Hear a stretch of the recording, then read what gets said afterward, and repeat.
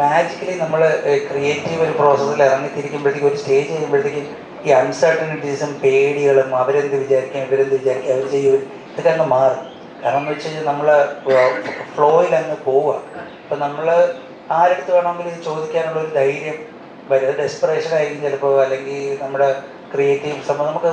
അപ്പോൾ ഞാൻ രജിസ്റ്റർ കണ്ടപ്പോഴത്തേക്കും ഇത് ഐറ്റം ഡാൻസ് പറഞ്ഞു കഴിഞ്ഞാൽ രജിസ്റ്റർ അങ്ങനെയൊന്നും ഞാനൊന്നും ആലോചിച്ചു. ഞാൻ ഇതൊക്കെ ഉണ്ട് ഇവരടുത്താണെങ്കിലും ഇല്ല എല്ലായിടത്തും പറഞ്ഞു. അപ്പം സുരേഷ് കൃഷ്ണ സാറിൻ്റെ അടുത്തൊക്കെ ആ ക്യാരക്ടർ പറയുന്നത് ട്രിക്കി ക്യാരക്ടറിലായിരുന്നു. അപ്പോൾ ഞാൻ അത് അപ്പോൾ നമുക്ക് അങ്ങനെ ആലോചിക്കും. ഞാനും വിഷ്ണുവും കൂടെ പോയാണ് നമ്മൾ സുരേഷ് സാറിൻ്റെ അടുത്ത് ആ സാധനം പറഞ്ഞു. വിഷ്ണു ആണ് എനിക്ക് സുരേഷ് കൃഷ്ണ സാറിന് റൈഫിൾ ക്ലബ്ബിൽ നിന്ന് ഇൻട്രൊഡ്യൂസ് ചെയ്ത് തന്നത്.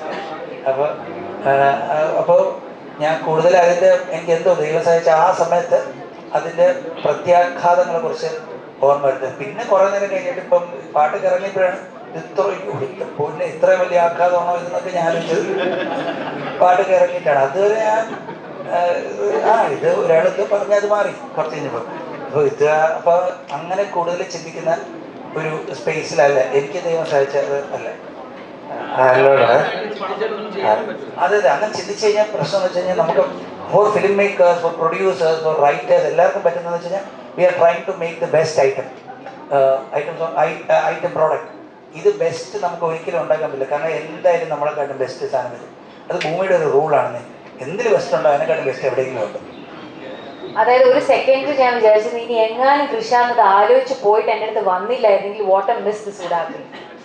അല്ലേ, എനിക്ക് role of a life time എനിക്ക് മിസ്സായിട്ട് പോകാൻ. So thankfully he did not.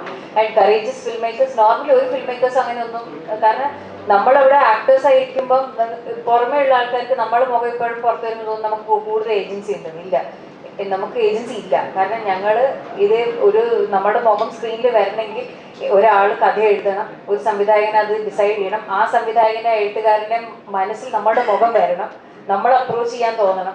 ഇത് നമ്മളുടെ അടുത്ത് വന്നാലല്ലേ നമുക്കത് സെലക്ട് ചെയ്യാൻ പറ്റുള്ളൂ. ഇപ്പം നേരത്തെ എൻ്റെ അടുത്ത് ചോദിച്ചതുപോലെ ഞാൻ ചെയ്ത് വെച്ചിരിക്കുന്ന എൻ്റെ മുന്നേ ഉള്ള ക്യാരക്ടേഴ്സ് വെച്ചിട്ട് ഇപ്പം എൻ്റെ ഫ്രണ്ട്സ് തന്നെ എൻ്റെ അടുത്ത് ചോദിച്ചു എങ്ങനെയാണെന്നാലും കൃഷാന്ത് തോട്ട് ഓഫ് യു, രജിഷനെ കുറിച്ച് ആലോചിച്ചല്ലോ.